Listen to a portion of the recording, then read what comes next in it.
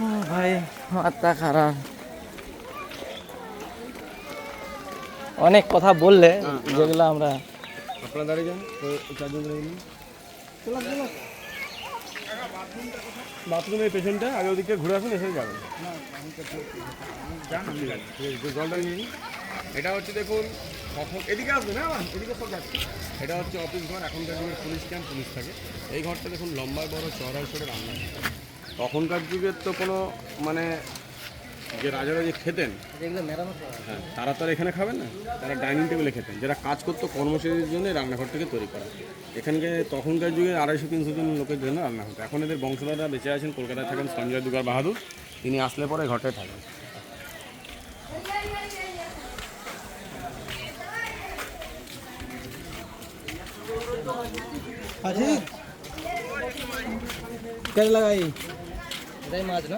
এই হচ্ছে মাছের সমাধি। এত বড় সাইজের মাছগুলো ওই পুকুরে বসবাস করতো। পরে যখন মাছগুলো মারা যায়, পুকুর থেকে তুলে এনে এখানে একটা সমাধি, আগে একটা সমাধি দিয়ে এরকম দুটো করে 4টে মাছের মডেল তৈরি করে দেওয়া হয়। চুন সুরকি, খয়ের সাবু বালি, চিটাগুড়, কলয়ারাটা, ইঁটের গুঁড়ো দিয়ে মুর্শিদাবাদের শিল্পী মনমথনাথ দাস সেই মাছ করেন, মিরকা মাছ বা মিগেল মাছ। দেখুন গণেশজি, দুর্গাপুজোর সময় যে গণেশ দেখেন, ওদের পেটে থেকে পইতে বাহন থেকে ইঁদুর, আবার সুরটা থেকে বাঁদিকে ঘোরানো। এনার দেখুন সুরটা যে ডান দিকে ঘোরানো, পেটে আছে সাপ, জন্যকে বলে নাগেশ্বরজি, মহারাষ্ট্রীয় গণেশ। এটাই না তখনকার যুগে এই জায়গা থেকে জল তুলে জল রাজারা নাম রাখে।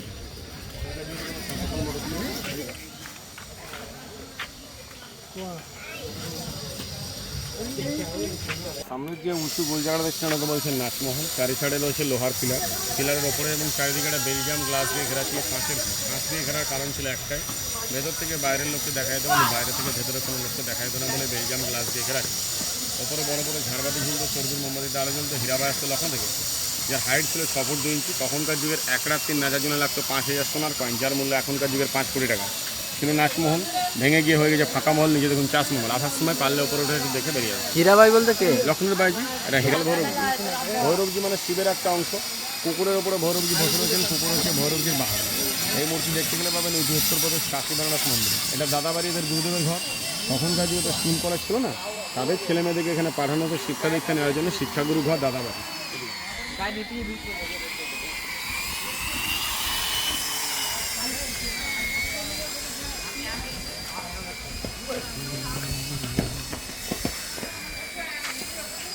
এই একটা মাছের সমাধি, একটা ওখানে দেখলাম, একটা এখানে, দুটো মাছকে দু জায়গায় সমাধি দেওয়া হয়। আর এটা হচ্ছে 200 বছরের পুরনো কাল ভৈরবজির মূর্তি। এদিকে দেখলাম শ্বেত ভৈরবজি, এটা কাল ভৈরবজি।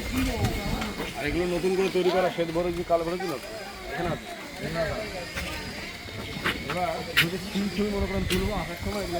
শ্বেতচা বাংলের গাছ, বহুদিন আগে গাছের মেন্ডালটা ভেঙে গিয়ে জল পড়ে পড়ে গোড়াটা পুরো ফাঁপা হয়ে গেছে। গাছটার নাম চাপা, ভেতরটা হয়েছে ফাঁপা। 3টে ভাগ হয়ে গেছে, একটা ভাগ পড়ে গেছে, তবু মরে জানি বেঁচে আছে। বয়স 150 বছরের বেশি তো কম নয়। শ্বেতচা বাংলের গাছ। চাপা ফুল কি হয়েছে না গন্ধ বাইরে?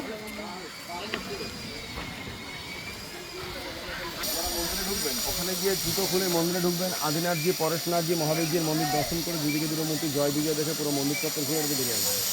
পুকুরে নামবেন, ওই সিঁড়িঘাট আছে, বড় বড় দেশি রুই কাতলা, মিরকা মাছ ধরবেন। আগে পদ্মফুল ফুটতো, 108টা পদ্মফুল এখান থেকে তুলে মন্দিরে পুজো হতো। আদিনাথজি, পরেশনাথজি, মহাবীরজি। এখন তো কোনো পদ্মফুল ফোড়ে না, বড় বড় মাছের সব শিকড় বাকড় খেয়ে সাফা করে দিচ্ছে। এরা জৈন মাছ মারে না, মাছ ছাড়ে, সেই জন্য পুকুরের পদ্ম চলে গেছে, মাছ রয়ে গেছে। এই মূর্তিটা হচ্ছে জয় হনুমানজি মূর্তি।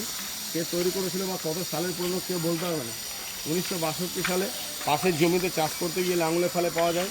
তারপরে এখানে প্রতিষ্ঠা করা হয়, প্রতিদিন পুজো হয়। প্রত্যেক শনিবার মঙ্গলবার তেল সিঁদুর মাখিয়ে মূর্তিটিকে পুজো করা হয়।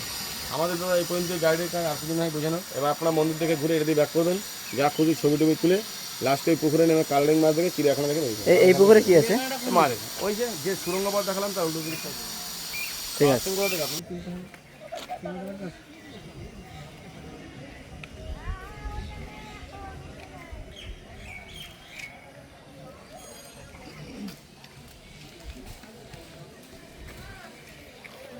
ওই ঢোলের বাইরে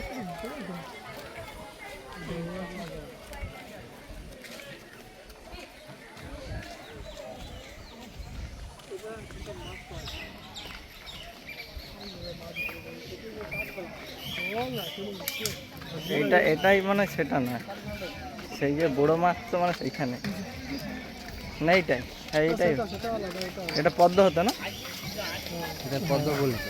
ওই দেখো মাছগুলো জুম করে দেখতে হবে ওই যে কালার হুম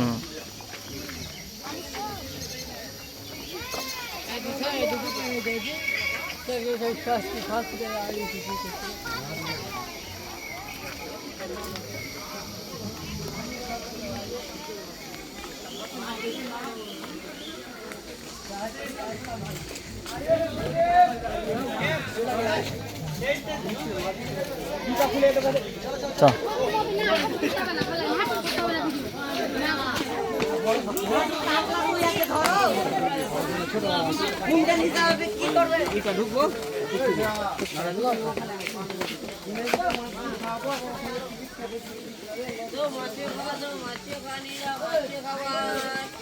মাছকে খাবারে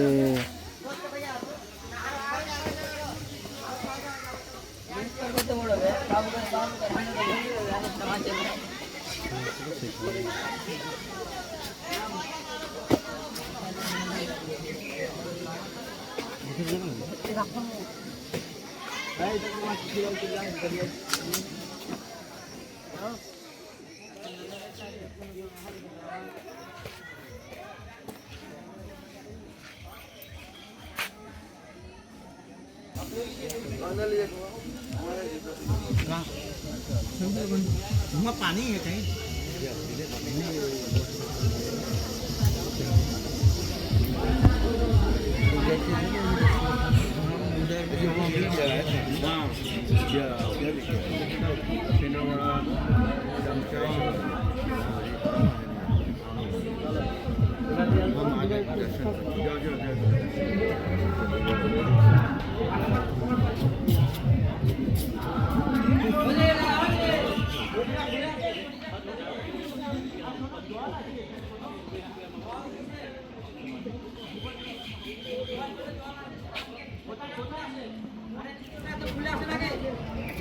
পোস্টার বানা আছে দেখতে হচ্ছে পোস্টার দিয়ে আছে